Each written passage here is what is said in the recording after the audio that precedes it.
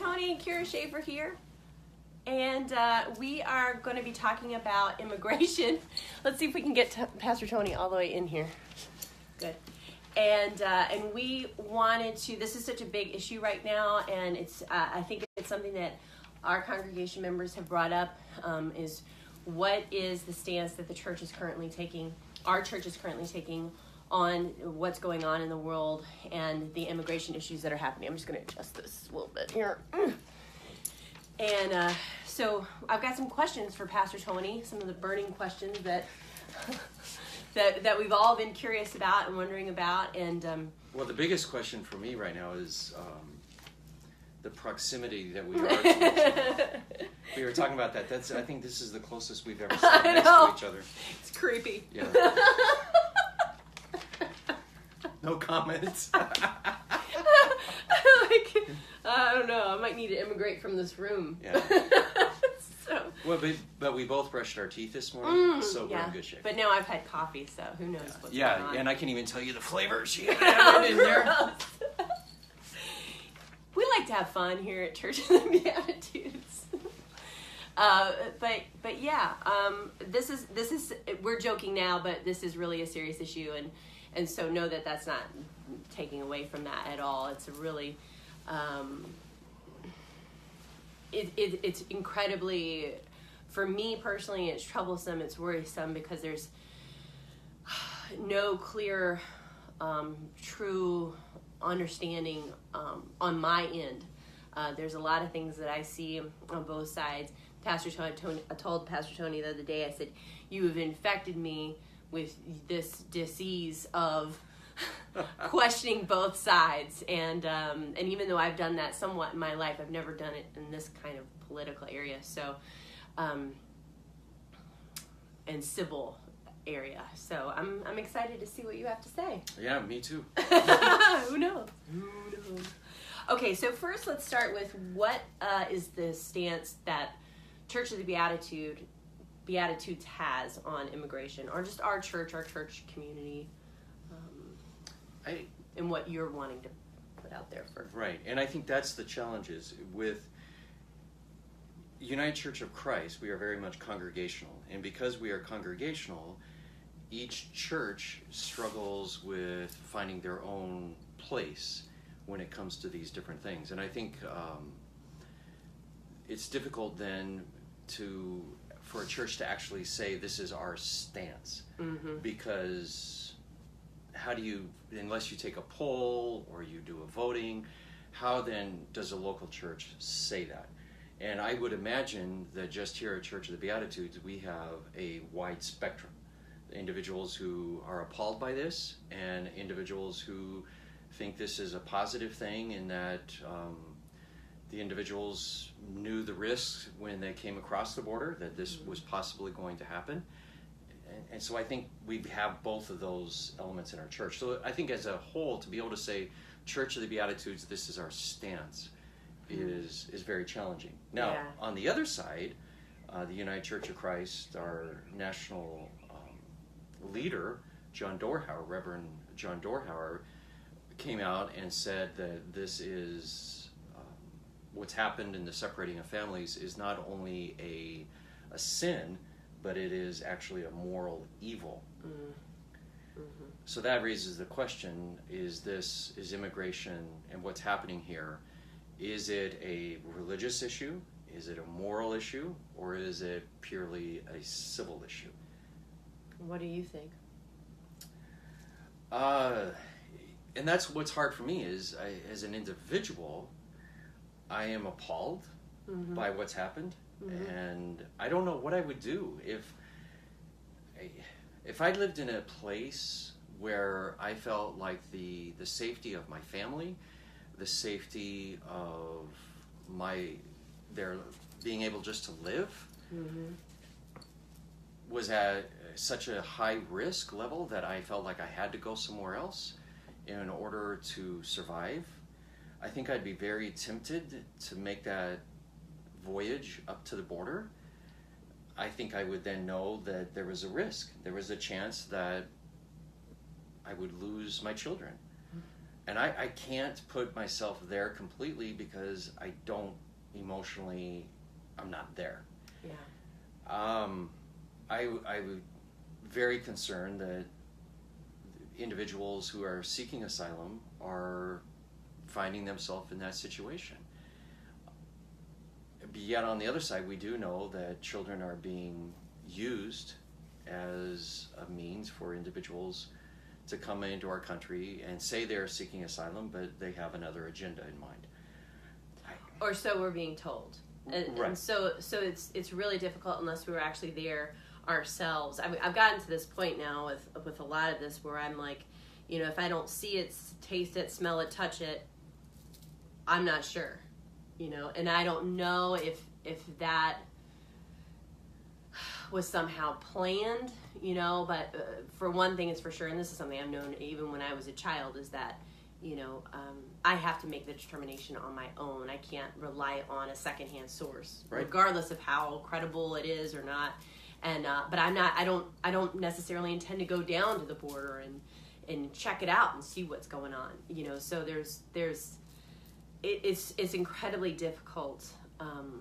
And that's where a lot of my own confusion is coming in. And I feel for those individuals who, Border Patrol, those that are working for the Department of Justice that are down there, the Homeland Security individuals, and in many ways their hands are tied. They're told this is what you have to do, and yet they're still having to use judgment and make calls that are very difficult. And this difficulty goes back decades of individuals that have been seeking some type of asylum or to an escape. And yet we also realize that we are dealing with a drug trafficking issue that comes from the South. And, it's supply and demand. If the demand is up here, then that supply is going to keep coming. Mm-hmm. And that's a whole other issue that comes into play. It's so interesting, like as you were talking, because I do intend to listen to you. It's your intention. But I also you always make me think of things, and I was thinking when we were talking, it's like, okay, well, I'm just doing my job. I'm just doing my job. I got to pay the bills. I got to take care of my kids. Whatever. So I'm going to do what my job tells me to do. Whatever the government tells me to do, I'm doing. So Homeland Security or other folks. And some of these enforcement officers have seen the worst of the worst. Right. So I get it. But it also reminds me of when Thoreau would not pay his taxes because he felt the government was doing some things that he didn't feel was appropriate. And he was put in jail for that. And then Emerson went to him and said, "What are you doing in there? What's going on?" And Thoreau said, "No, Ralph, what are you doing out there?" Mm-hmm. And so there's a part of me that feels so called to that message of, like, who cares if it's your job? If it's wrong, it's wrong. And then the other part of me goes, and we're all trying to survive. Right. And this is the question as far as, is it a moral issue? And then if you do decide it is a moral issue, on what authority do you define it as a moral issue? Is it your own authority? Is it some type of religious authority? Mm-hmm. For many Christians, there have been those who turn to the Bible and try to make an argument from the Bible. For me, I find that a little bit more challenging to use the Bible in addressing this issue of immigration as well as separating children. You read the Old Testament, there are some horrendous things that are done. For example, after the exile, when individuals were coming back from Babylon back into Israel, the questions, there was I can't remember if it was Ezra or Nehemiah off the top of my head, who said that the people were marrying, they had married foreigners. And the prophet said, you need to get rid of them. You need to divorce them. stop and think about the impact that would have had. You're a woman at that time, and you would assume that there was probably children. And then you have this man of God come along and say that this is God's will, that you have to separate from your wife and let her be.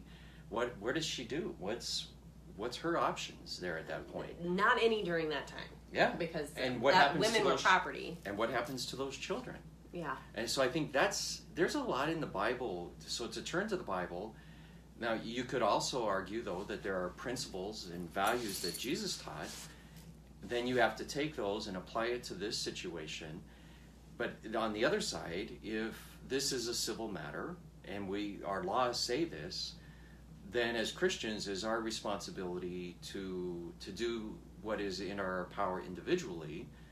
If we think it's an unjust law, then to change it and to encourage those in office to make that change. And if they're not willing to make that change, then find those that are.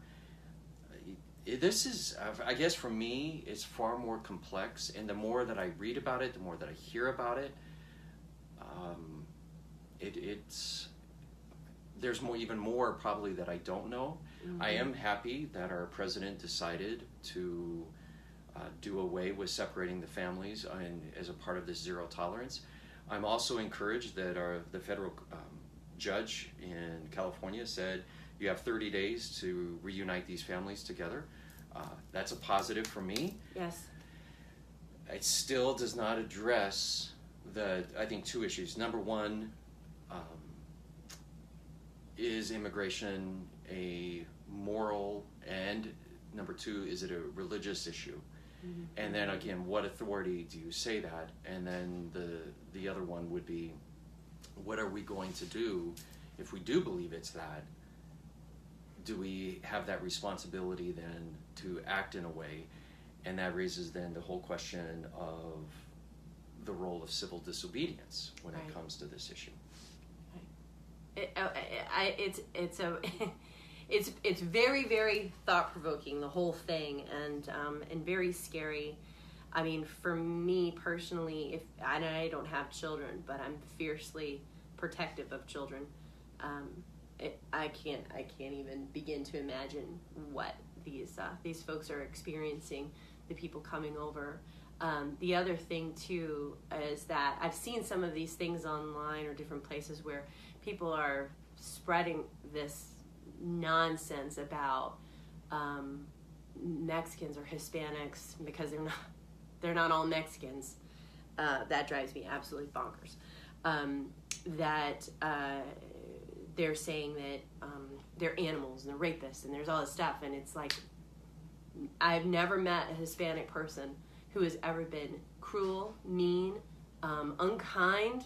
Every Hispanic person I've ever met in my entire life, and I have met many, many, many, has been warm, kind, loving, open, caring, hospitable, will give you half their food. I mean, there's never been an interaction I've ever had that has ever confirmed that thing for me. So my heart is really going out to this culture and these people, and those people that are just wanting a better life for themselves. And so I don't know. You did an amazing sermon on Sir Thomas More a couple of weeks ago, and speaking just what you were saying to the law. Being that strict, Thomas More being that strict, law-abiding. But if you want change, you got to hire the people that make the laws. Yeah. So we get choices. We're not victims. We're not helpless. We get choices. One of the concerns that I have with regard to this issue too is the role of fear. Right now, fear is being used as a factor coming into play with immigration. And as you mentioned, that if someone comes over and their reason for being here is to create harm, or it's illegal what they're trying to do here, and in that process they injure someone. So I think fear of the possibilities of something happen comes into play, and right now with the decision yesterday by the Supreme Court, there is that question about the Supreme Court feels like these 7 countries or 8 countries that are on this travel ban, that they are a legitimate national security threat, and that the president had the authority to make this decision.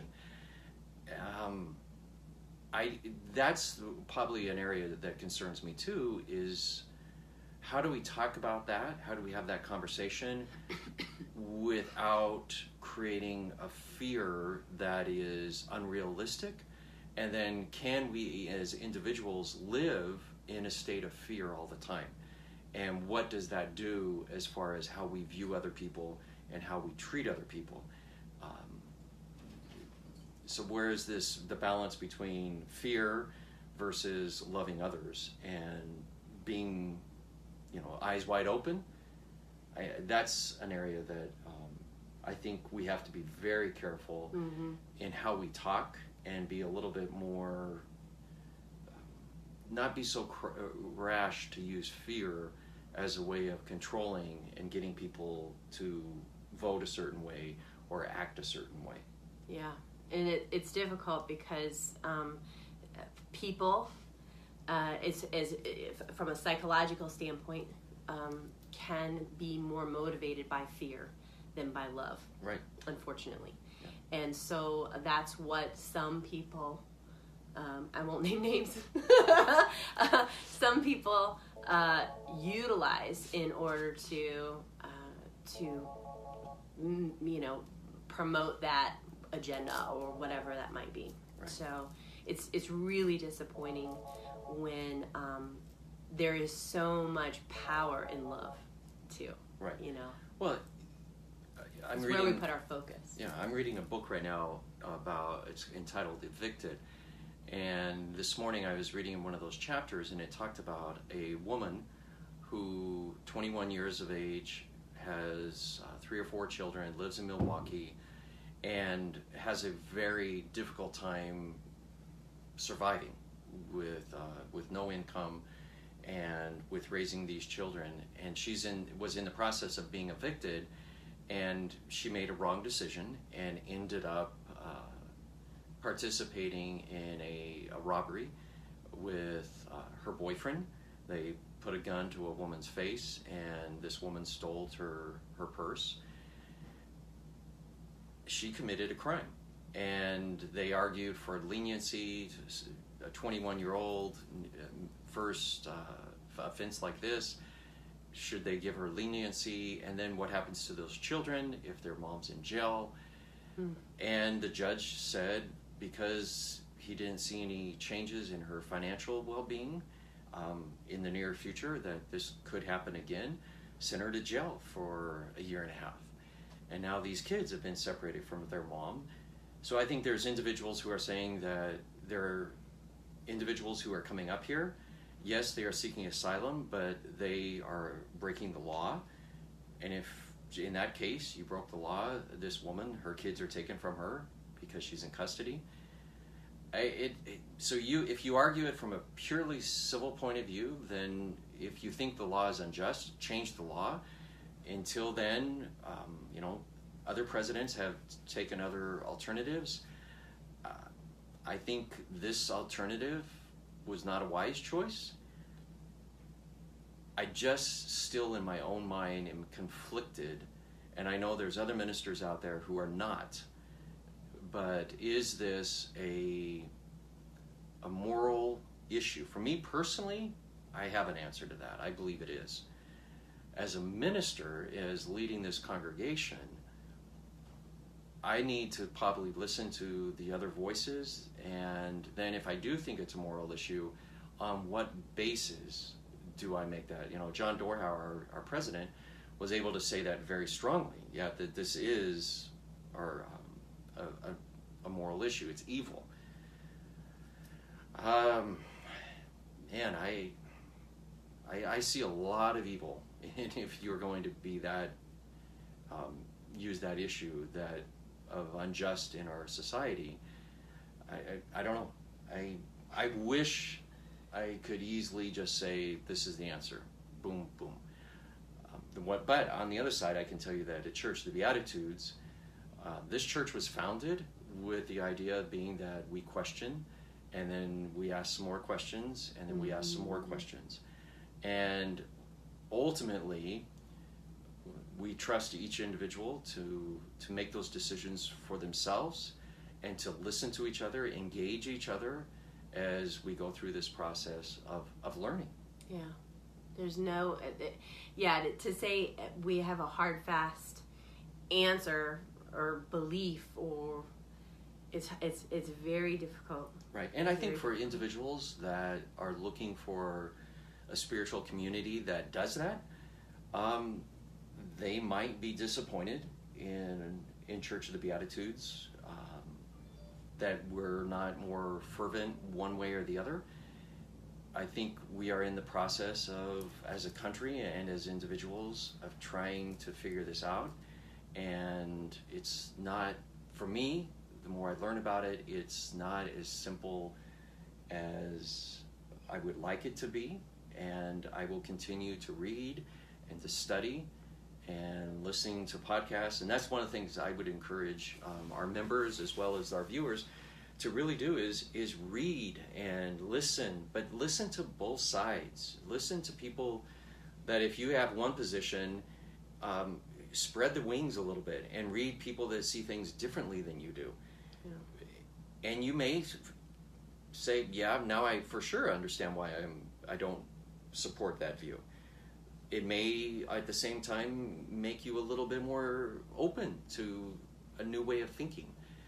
Because that's really the key, is engaging other people and to continue to expand our minds with the information, because there's many different perspectives. And I think as a leader of a church, I have the responsibility to be true to myself and to also to listen to the wider community, as well as our local community, in making those kind of decisions. Yeah, and it was on those of you who might watch different things like Stephen Colbert or some other things.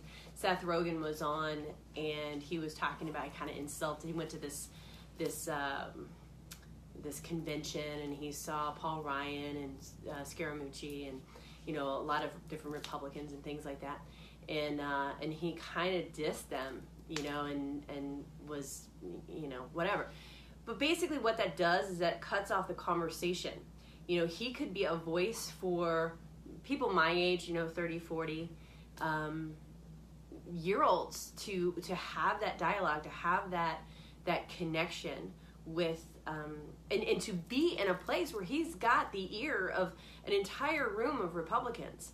But when you shut that off, then you no longer have the opportunity to be that voice for people who don't have a voice, and or who don't feel like they have a voice. And so, when Pastor Tony is talking about, we need to be able to keep the conversation going, keep the dialogue open, to love our brother as ourselves, even if we disagree, that we have an opportunity to change the world together, because this divisiveness that we've got going on in our country right now is creating more of the problem than, I think, the issue itself. Right. Because we can't get together and connect and say, okay, let's compromise, let's find ways to improve the world around us.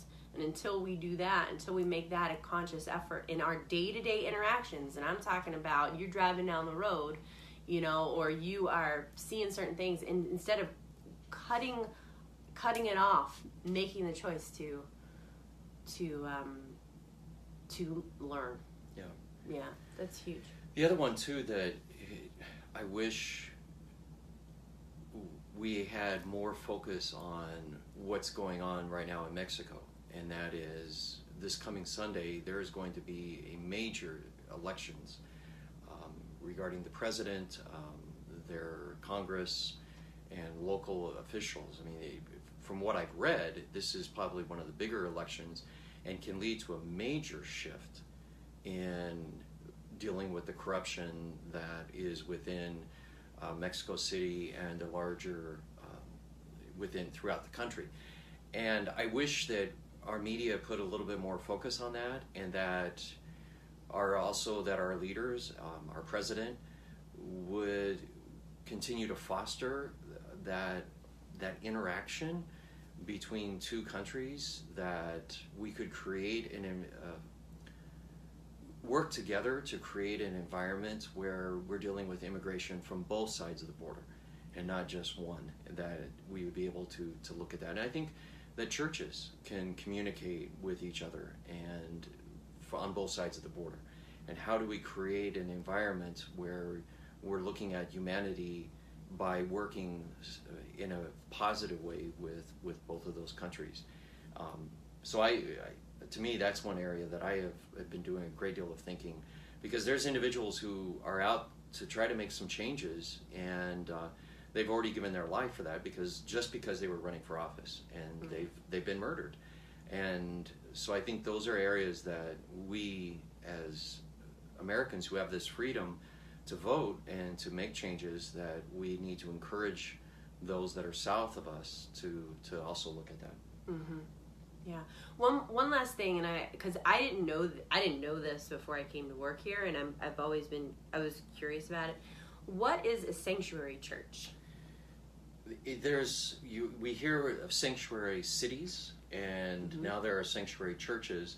There are a few sanctuary churches in this area, which means that if a person is in fear of being deported, and they are able to go to that church, and that church will protect them. And I believe, again, I don't know exactly, so if I'm wrong, please, I'm more than willing to be corrected. But my understanding is that they would be willing to give safe haven and hide these individuals if they were looked for. The other thing I've learned is that they have individuals who are coming across the border, and ICE will actually drop them off at the church, and the church will hold them for a period of time until that family is able to find a place. So it kind of ties into that catch and release, that they come here and they're kind of held until they're able to find a place and then return where they're supposed to for their court date. Okay. Is Church of the Beatitudes a sanctuary church? We are not a sanctuary church. And again, that raises a lot of questions, because there are some individuals who feel that this is a form of civil disobedience, and it is a law that you are not supposed to do this, and therefore they don't feel it's the role of the church to do that. Again, I think that's a discussion that this church would need to have, and begin to look at if it's something that enough of our members said this is important.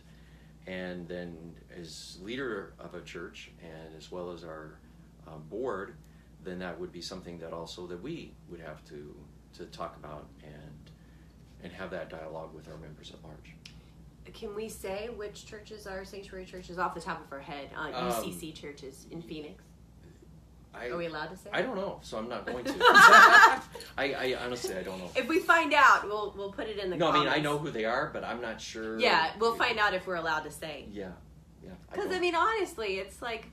I would hate to put another church. How are they supposed to? How are we? How are I do know that ICE. Immigrant friends supposed to know. I do know that ICE. They know. Is aware of who they are. Okay. And actually works with them at times. Okay. So I would hate to say it and then have to go, oops. We're going to edit that out. Yeah. Yeah, now that it's live. Yeah, right. I got to tell you guys, Tony's eyes are so blue. I've never sat this close to him before. Yeah. I'm like, wow, those are really blue eyes. Yeah, and Kyra does not like flavored coffee. Oh my God, you're funny. Well, is there anything else you'd like to say on this issue? Because like I said, we had people who were curious and who wanted to know the stance that we have, which is what I'm hearing is that we're kind of on based off of our members, and we've never taken a poll. We're kind of on both sides. There could be some that have a belief that this was totally necessary and is a good thing. Some that say this is the most horrific thing that's ever happened. Some people are in the middle and they're not quite sure where to go. But so we have kind of and that's one of the, I think some people, like you said, well, you may not want to come to Church of the Beatitudes because, we don't necessarily say hard and fast. I like Church of the Beatitudes because we're not telling you how to think, or what you should be believing. And we don't ostracize people for believing a certain way, because we want to keep the lines of communication open. Right? I feel very, very fortunate to be a part of this congregation. And my job is to basically read in two areas.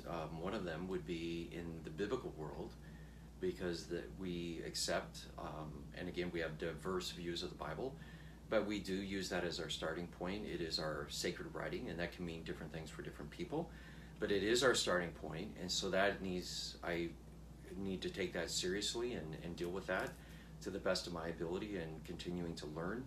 And then on the other side, it's my responsibility to be aware of what's going on within our communities, both close in our area as well as in the regional and in the nation and the world. And to bring these two together. And at times, I think it's a blessing, and other times it's can be a curse, in that I ask a lot of questions, and if I find myself arguing one side, then I flip it and I'll ask, okay, what about the other side, the other perspective? And at times that leaves me in a place of just uncertainty, of not knowing, and I would imagine that for some people that they find that uncomfortable. They would like their spiritual leaders to be more definitive in that area. I believe my responsibility is to share where I'm at and the way I see things in a way that would encourage other people to look at that. And at times I feel like one of the greatest challenges I feel is that, and I've had this actually happen, is that some Sundays I've had individuals walk out and look at me and go, wow, I didn't realize you were so conservative. Right. And then the following Sunday, that same individual would be walking out and go, wow, now you're liberal. And I think it's important for me to be aware of both of those sides. And again, I go back to the founding of this church, and it was our founding minister said one time in an article in an Arizona Republic from maybe 50 years ago, and he said that we as a church, we ask questions, and then we ask more questions, and then we ask more questions, and the questions finally stop, and we find ourselves living in the mystery. And that is where we worship. And I think that's been one of the draws that brought me here to the Church of the Beatitudes, is that we value that. We value the questions, we value the engaging with each other, and ultimately we come to the place where we don't have any more questions, and we're left with this sense of the mystery of humanity and the mystery of our world, and say, and that's those aha moments of, wow, this is what worship is. Yeah. It's just discovery. Yeah. I mean, if I still believe the same way I believed when I was 5 years old, right, or 10 years old, or 15, or 20, or 25, or on and on, I would be in so much trouble. Yeah. I definitely wouldn't see myself as worthy and good enough and lovable, and we grow, we evolve. The Bible grew and evolved. I mean, it went from the Old Testament to the New Testament. How two books could be so different, is amazing, and be combined in one thing. So, we're all just developing. As my grandma used to say, she'd say, darling, I say, Grandma, the world is ending. It's so bad. Everything's so horrible. It's horrible. She would go, darling, you're just developing. You're just developing, darling. You're seeing. Yeah, and it was so we're just developing, and I think this has been a really good opportunity to share. And I think it ties into this a little bit, but just a plug for this coming Sunday is this coming Sunday I'm preaching on the idea of winning, and I'm thinking about titling the sermon "When a Win is a Loss." And that's cool. The idea being that when it comes to politics right now in our country, as well as in how we deal with other people, is that it's about winning, and we value competition, and that competition at times can actually cost us, and we end up losing, versus then because we don't really listen to each other. And I think, again, that we could see that in the spiritual realm as well as in the political realm. And I'm not sure exactly what direction that sermon's going yet. It's only Wednesday, so I got a little bit more time, but it's definitely an area that... to the chagrin of his pastoral associate. Yeah, that's... me. Yeah. To the marketing person. And me too. Tell people what he's going to talk about. Yeah, and me too, because sometimes I think I got it all figured out, and then it's like... Oh, I didn't, it's weird. One article, a thought can just throw the whole sermon off.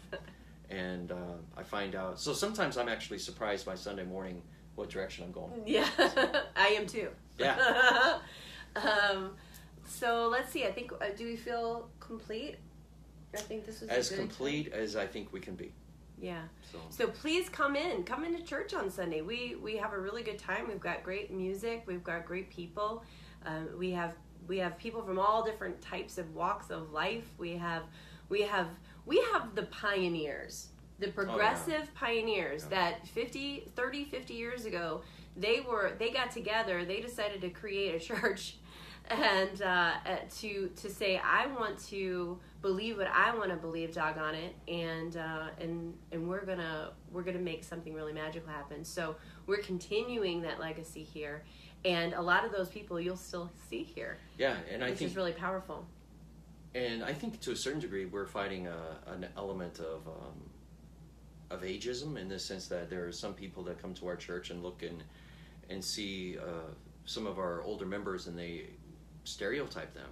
Yeah, and so untrue, too. And it's amazing, though, that when you talk... I would literally say the majority of our members, when you talk to them, they are so open-minded. They blow your mind, yeah. Yeah, and if they've been here a while, then it just became a part of them, is that openness to explore.